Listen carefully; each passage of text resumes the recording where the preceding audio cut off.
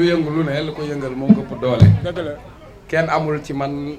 may wax yàlla ak lay nuyu te gisuma ko. waaye bu ñuy xool un exemple d'engagement communautaire. dans tout le Sénégal mën nañu citer Samba Dara. dëgg la parce que ñun dañu judd nekk xale gis Samba Dara teg unité am teg entreprise am di ci yëngu. gis Samba Dara mu créer ay emploi gis Samba Dara man fu ma naree fande 1h du matin 2h du matin ma ñëw kër Samba Dara gis Samba Dara ndaw bu nar a jaaxle boo ñëwee mu gindi la gis Samba Dara mu mel ni njaxasu Baye Fall njaboote ñëpp uuf ñëpp donc tey su wootee il faut mu am cette belle mobilisation Samba Dara fii la juddoo fii la yaroo ñi mu nekkal ci bërëbu chef de quartier département Pikine ñëpp nekk ay baayam jox ko cër jiital ko bu ñu waxee ci jumaa ji Samba Dara këppul keesu jumaa jaamu yàlla weesuwul lu jiitu ci jumaa ji Samba Dara mooy njëkk booy xool nag li ñuy wax responsabilité ak intégrité ak dignité Samba Dara de maa ngi koy ñaanal parce que suma papa la bu demoon assemblée nationale bu gàcceel waa Pikine parce que koo xamante ni ku am problème ku sa rongoñ génn moom ngay njëkk a gis moo tax mënuñu woon bañ a ñëw pour def témoignage boobu ci moom ma leen di dégg ngeen naan derrière chaque grande dame il y a une femme dama ko changé nga naan à côté de chaque grand homme il y a une grande dame j'ai pas besoin di wax ñaaña parce que sunu yaay la mais tey du bisu ñaaña boobu ba léegi Samba Dara da doon rasu tey Samba Dara wane ne baatu ñaaña ak baatam kër gi fi mu toll nii moom man maa ngi ci Samba Dara et li tax mu neex nag mooy nit ñi il faut ñuy jàpp di ci ay valeur nañuy jàpp nit ci ay valeur mooy ànd ci nawle ànd ci ngor et sooy wër gor boo ñëwee ci Samba Dara mën ngaa téye loxoom sooy wër ku diiñ boo ñëwee ci Samba Dara mën ngaa téye loxoom et loolu mënu woon ñàkk parce que ñun ñi ñëpp moo ñu njaboote et tey j'étais venu apporter mon soutien et mon témoignage et toute mon affection à l'endroit de Samba Dara tey Sénégal bu ñuy wax administrateur de proximité di citer chef de quartier ci exemple ñëpp Samba Dara la ñuy désigner et tey amatul lu muy prouver foofu parce que juddoo ci dëkk ci dëkk jëriñ waa dëkk bi parce que Olof Njaay nee na àdduna ñetti fan la juddu dee ak nettali te Samba Dara samp na fi drapeau te am na fi nettali bu rafet parce que nit ñi ñëpp moo ñu njaboote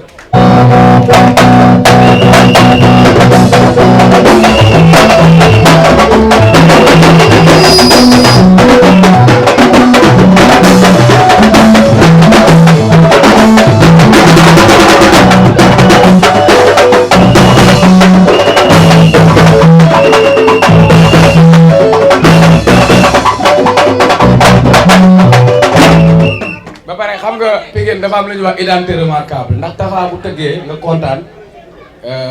ñun nammuñu sañ-sañ nammuñu keneen parce que Pikine lañ dëkk mais identité remarquable yooyu ñuy wax Samba Dara da cee bokk parce que mën nañ ko citer comme ressources humaines de qualité parce que li ñuy wut ci li nga doon wax léegi ci leadership mooy ku bëgg a nekk njiit na nga jub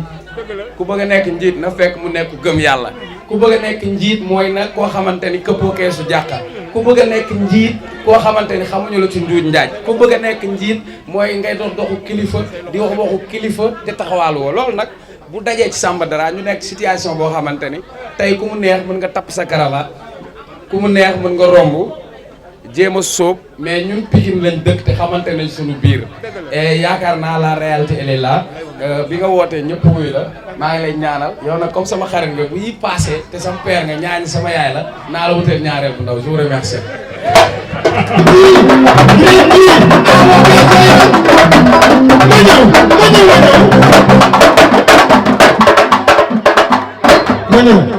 di wax onge billah bismillah inna wali yàlla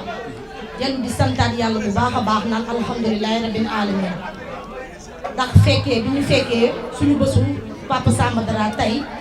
muy mbégte ak xol bu sedd buy kon ñoo ngi nuyu képp ku fi toog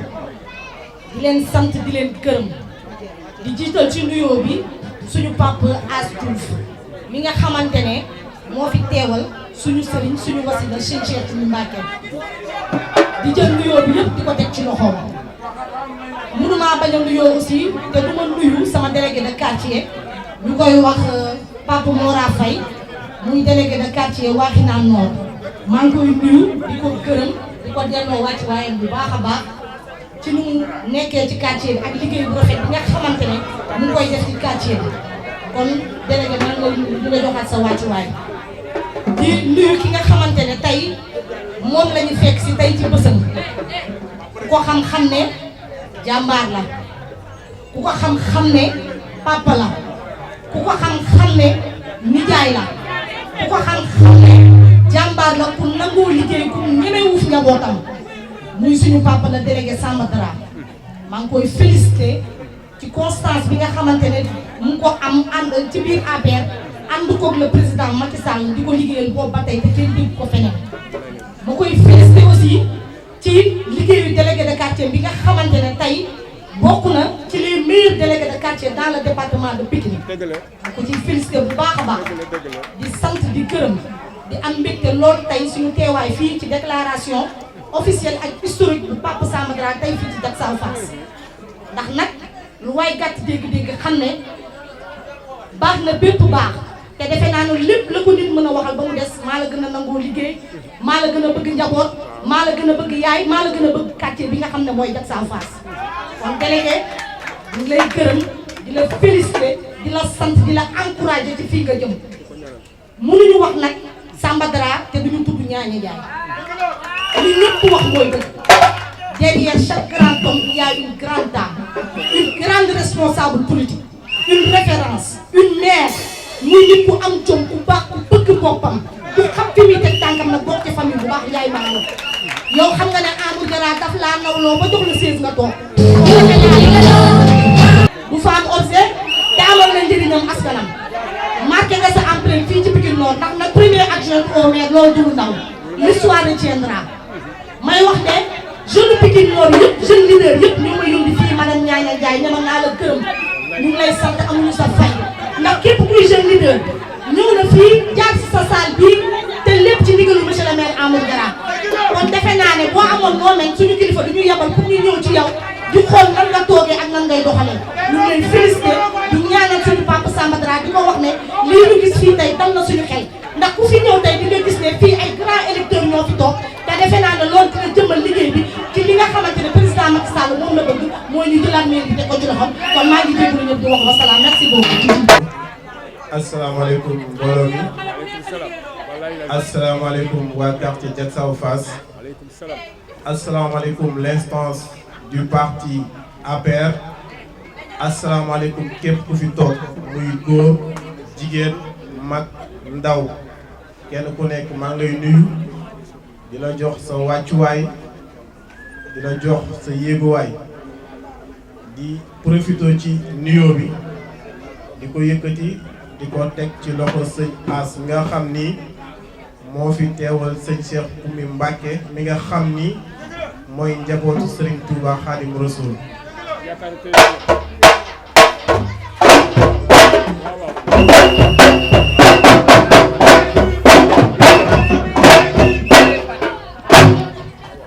di jël beneen nuyoo bi di ko teg ci loxo borom quartier bi su ma nee borom quartier bi mooy le délégué de quartier de ce quartier Diacksao Fass 2 en l'occurrence monsieur Samba Dara di jël beneen nuyoo bi di ko teg ci loxo Serigne Mor Faye mi nga xam ni conseiller municipal à la commune de Pikine Nord mu yóbbaale bépp kilifa ci gox bi nga xam ni mooy Pikine Nord mën naa citer ay Mamadou Moustapha Gueye conseiller municipal la mën naa citer Cheikh Oumar Talla conseiller municipal la Ñaaña Njaay Poulim Dioum mais pour dire que ce salut là concerne les conseillers municipaux ñu yóbbaale ñëpp géew di nuyu les jeunes yi fi teew di nuyu les femmes couches yi fi teew yëpp maa ngi leen nuyu kenn ku nekk ci sa tur ak ci sa sant di am contentement bu rëy di am mbégte tey ci taxaw fii ci quartier Diacksao Fass 2 waaye précisément ci buntu kër Samba Dara responsable APR war a taxaw fii jàkkaarloo ak foule bu toll ni ak mbooloo bu toll ni pour wax ak ñoom ci lan wax ak ñoom ci actualité waaye wax ak ñoom ci li nga xam ni moo lëmbe réew bi fi ñu toll nii képp ku fi toog xam nga dans 3 mois ñu ngi dem ci ay élections locales ñu xam ni élection lu muy mel mooy profité di yee sama moromu ndaw yi di leen wax ni devoir na ci ñoom ñu dem tànn maire bi nga xam ne moo leen toogal fii waaye devoir la ci ñoom ñu mën a sensibiliser seeni morom par rapport aux dangers yi nga xam ne ñoom ñuy xaar li fi xew ci ginnaaw fan yi muy lu ñu regretter waaye ñëpp xam nañ ni musta am biir Pikine Nord la musta xew ca kër nag bu ñëwee ca kër gan gaa ko fa andi di leen sensibiliser davantage à ce que ngeen xam les enjeux qui nous attendent li ñuy xaar lan la destinée de cette commune de Pikine Nord de 2014 jusqu'à 2021 ki nga xam ne moo ko yor muy le maire Amadou Diarra liggéey ci liggéey bu am solo tey jii du bisam tey bisu l'éminent et l'excellent délégué de quartier de Diacksao Phase 1 bi nga xam ne le conseil communal de la jeunesse de Pikine Nord moo ko fal le meilleur délégué de la commune de Pikine Nord. Il fait partie des meilleurs délégués du département et il représente les délégués du département au niveau national comme secrétaire général national des délégués du Sénégal. Père Samba Dra, il est un père pour nous par rapport ak njaboot gi nga xam ni ci lañ bokk mu jiite ñu uuf ñu. Il est une référence pour ñun par rapport ak liggéey bi nga xam ni moom lay liggéey ci quartier bi waaye il fait partie de nos maîtres à penser parce que ci moom la ñuy tibbee pour mën a wax ci moom la ñuy roy ci moom la ñuy xool ci moom la ñuy jànge Père Samba Dra boo wootee tey jii woote ci biir APR bi nga xam ne nekk nga fa ñëpp nangu la sa constance de 11 ans de compagnonnage ak son excellence monsieur Macky Sall nga wane sa loyauté kenn mësula xam ci benn parti kenn mësula gis ci benn mouvement kenn mësula gis ci ay bassesse politique kenn mësula gis ci ay lobby politique APR nga nekk ñun ñu ñëw fekk si la ci nga yaatal ñu dalal ñu ànd bi gën a rafet tey jii ku ne jug na parce que dañu naan balaa ngay mën a xàmmee mbott bu mag ak bu ndaw nawet jot dañoo toll ci nawetaanu politique moo tax ñamat mbuus ak ñàkk mat ñëpp dinañ jug rawatina parti bi nga xam ni moom nga nekkandoo fa ak ay nit ñoo xam ni tey jii buñ doon mesurer la valeur de la personne sur les compétences et les pertinences de son travail yaakaar naa ni boo yëkkatee sa loxo bu amee ñaar bu ñett wala ña nga njëkk a yëkkati seen loxo duñ mës a yëkkati seen loxo tey jii nag jot na nga taxaw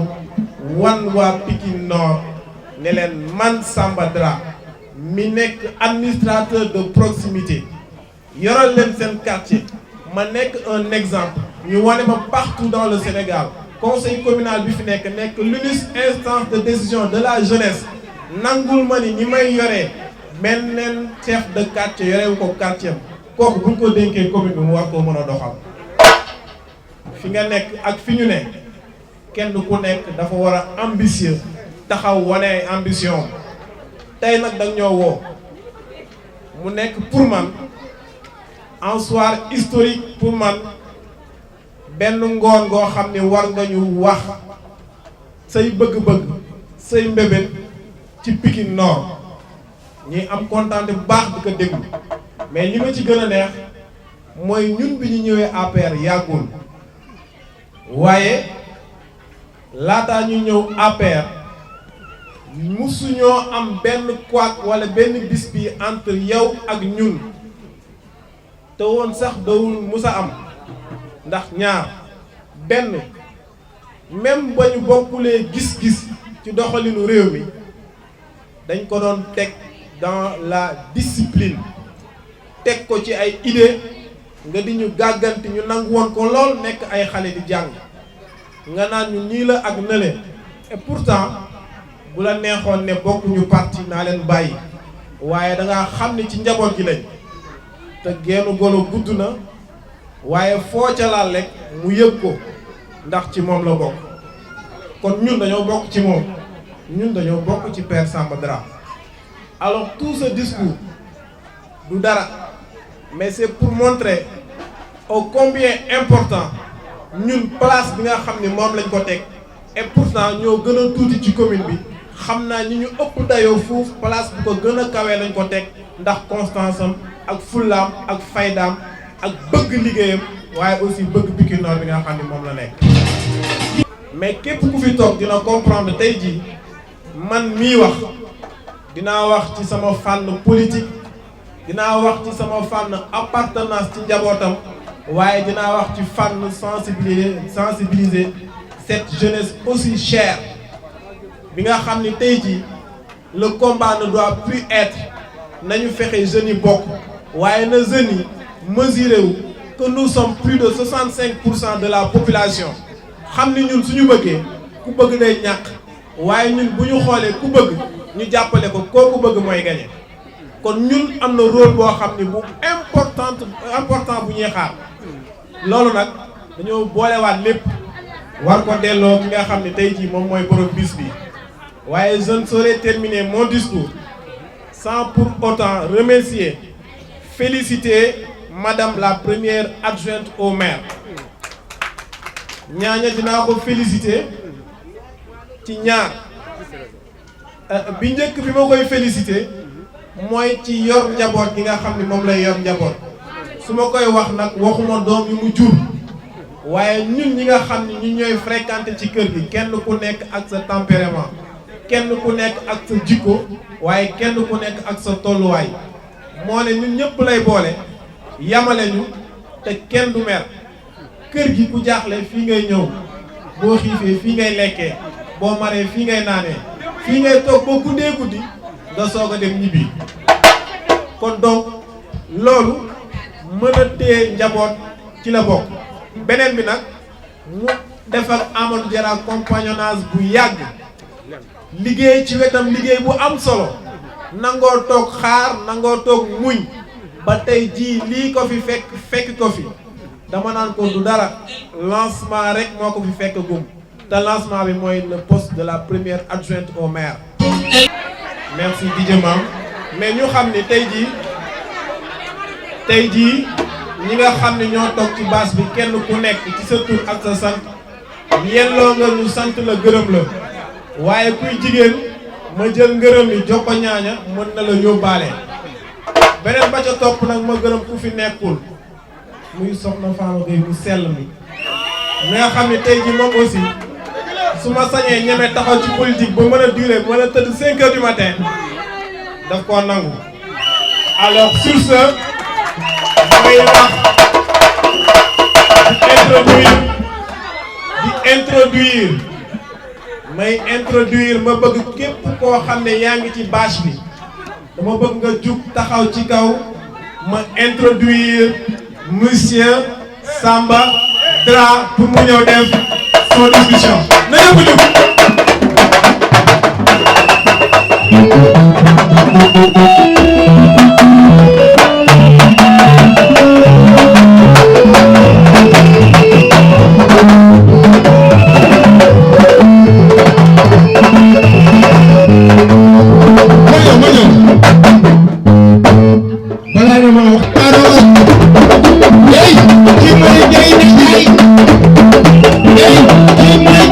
Hey,